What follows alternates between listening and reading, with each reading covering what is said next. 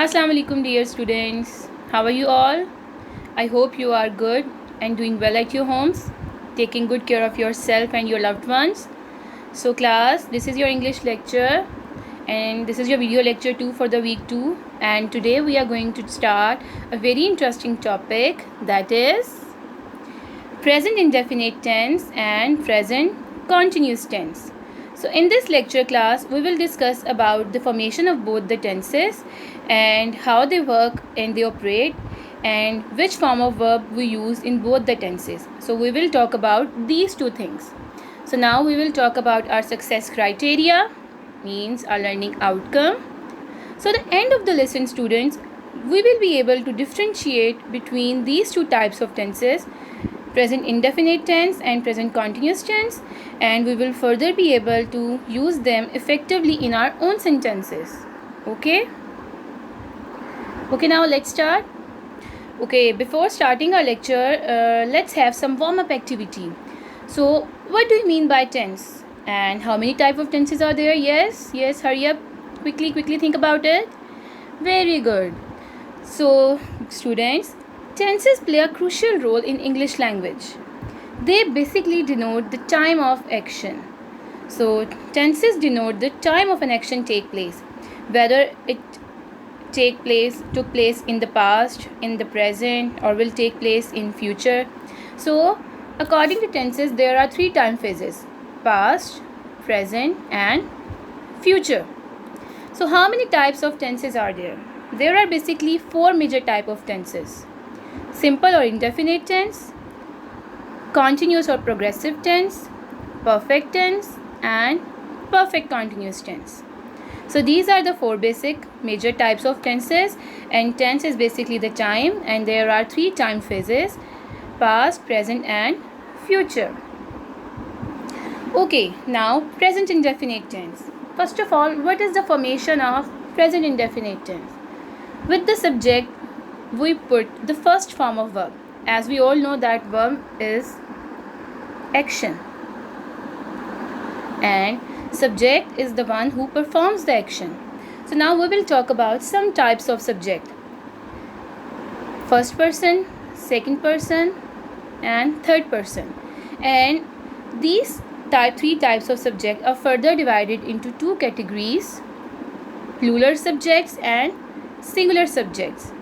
So the singular subjects are I, you, he, she, it, or any single name, like my name Mehvish, like your name, so any single name.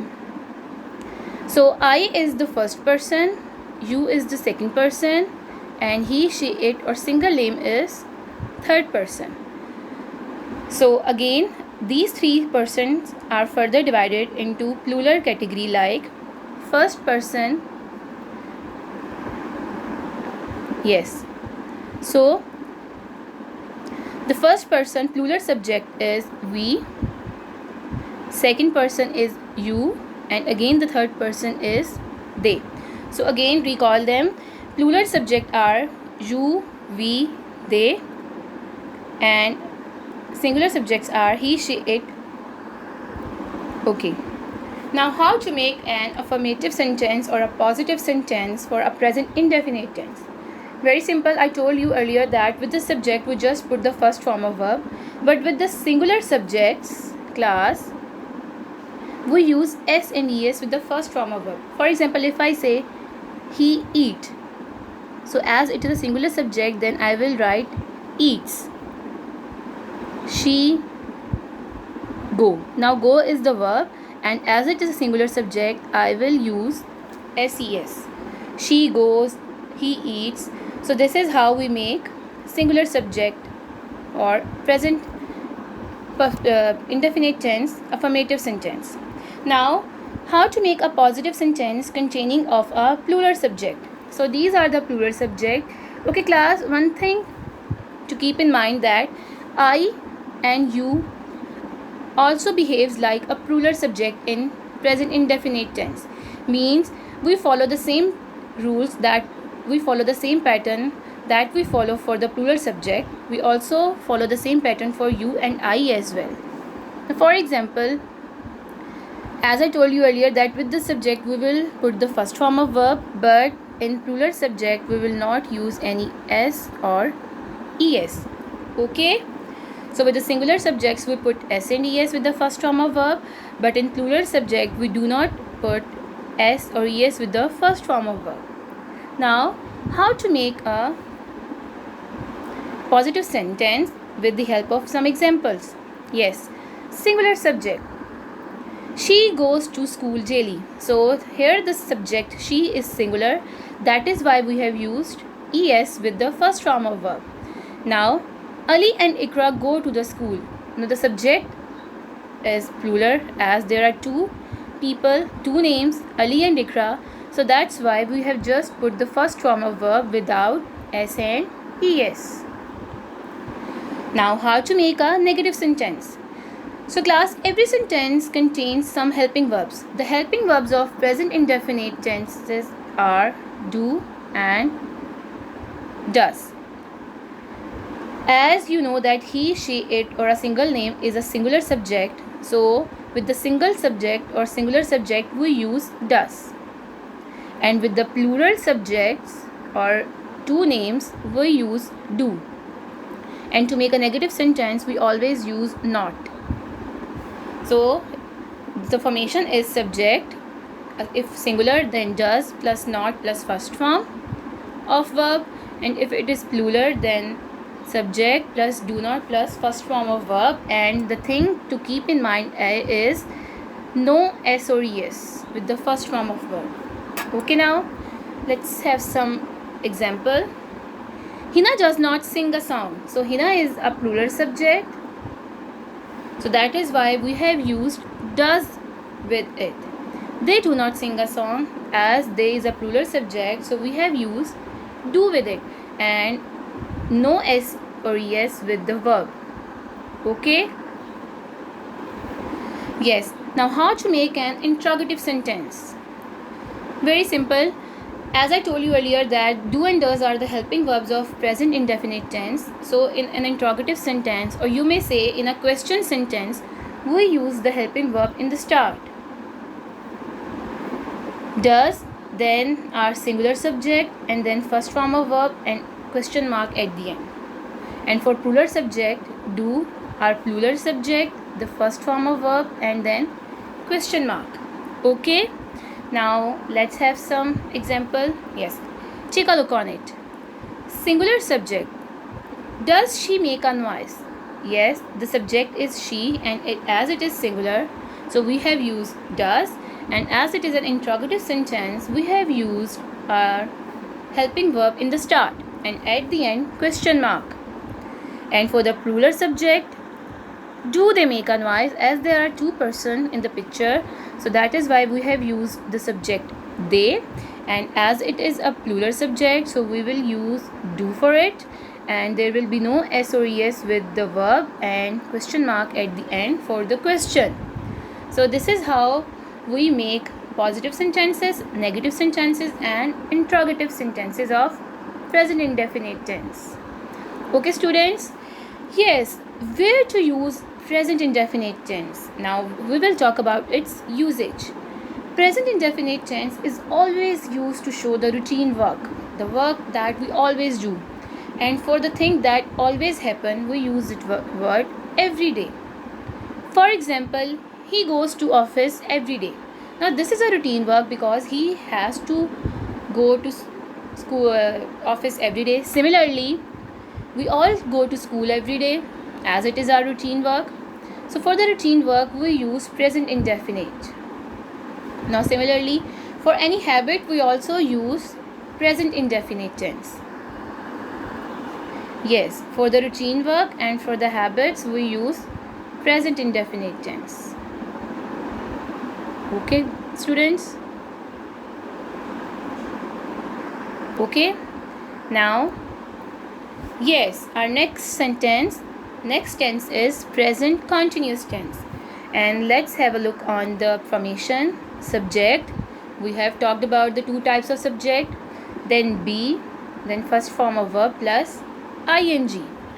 So what is be? Yes, now we will talk about the forms of be. Singular subject. For singular subject we use is. For the plural subject we use are, and with I we always use am. So the three forms of be are is, are, am. Is with the singular subject, are with the plural subject, and am with I. Okay? Yes, now we will talk about the formation of three types of sentences. Affirmative means positive, negative, and then interrogative. Yes, how to make a positive sentence of present continuous. This formation is subject followed by the form of be, first form of verb plus ing, and you will place the form of be according to the subject. Hina is washing the clothes. So as Hina is a singular subject, that is why we have used is with it, and then first form of verb with ing, washing, and at the end our object. Okay students, now how to make a negative sentence. Same as we did for the positive, but for negative we will put not. The children are not reading the book, and you will put the form of be according to your subject. As the subject is the children, and children is the plural of child, so it is a plural subject. So we will place are here, and then for negative not, and then at the end first form of verb with ing. Okay students, now how to make an interrogative sentence. I told you earlier that in an interrogative sentence we put the helping verb in the start. So as the subject is I, so we will put the helping verb am here, and as it is a question and interrogative sentence, so we will put the helping verb in the start. Am I looking good in this dress? So students, this is how we form affirmative or positive, negative or interrogative sentences of present continuous. And in present continuous we use verb with ing. Eating, drawing, and we use is, am, are at the help as the helping verbs. Okay? Okay, now yes, now we will compare both the tenses. Present indefinite versus present continuous. Yes, the first comparison. Present indefinite tenses are used to denote or describe a permanent event, the event that takes place every day. Just like we go to school every day, so it is a permanent event. Similarly, look at the example, dogs do not walk on two legs. So it is a permanent event. You can also say dogs walk on four legs, means it is a situation that always happen. But for the temporary events we use present continuous. Now look at the example, today this white dog is walking on two legs. As the animals can't walk on two legs, but now today this white dog is walking on two legs, means it is a temporary action. It is not like this this white dog is going to walk on two legs every day. So the word today is used for present continuous. Okay, now permanent situations are described by present indefinite and temporary situations are described by present continuous. Yes. Now another comparison. When it is a fact, then the fact is always represented by present indefinite tense. And when it is something happening right now, then it is denoted by present continuous. Just like water freezes at -1 degree Celsius. It is a fact that at -1 degree Celsius the water will automatically change into its solid form. And now look at the second example. Water is freezing. Now it's getting freeze now. Similarly, if I say earth revolves around the sun, so it is a fact, or you can say a universal truth. For the universal truth or the fact that always happen, we use present indefinite without ing, first form of verb plus se or es. So earth revolves around the sun, or you may say always speak the truth, never tell a lie, All these are facts or universal truths. So for the universal truths or fact, we use present indefinite. Similarly, if I say it is raining now, so this is the action that is happening right now. You may have the idea with the word now. It is not like this that it's going to rain on the specific time on that specific day every week. So it is the action that is happening just right now. So that is why we have used present continuous. So there are terms like today, at the moment, now. So with these terms we use present continuous, and with the terms like every day, always, we use present indefinite. Okay students, now we will move towards the other comparison. Yes, present indefinite tense is also used to express timetables or schedules. Just look at the example. The bus arrives at 10:30. It means the bus arrives there every day on this specific time at 10:30. But present continuous tense is also used to express a near future plan. Just like I am taking the bus tomorrow, or I am going to museum tomorrow. So this is your future plan that you are going to do this act tomorrow. So for the future plans, near future plans, we use present continuous tense, and for timetables or schedules we use present indefinite. Okay students, so there are some video links which you have to watch very carefully for your better understanding about both the tenses and the comparison of both the tenses. And yes, at the end, our wrap up.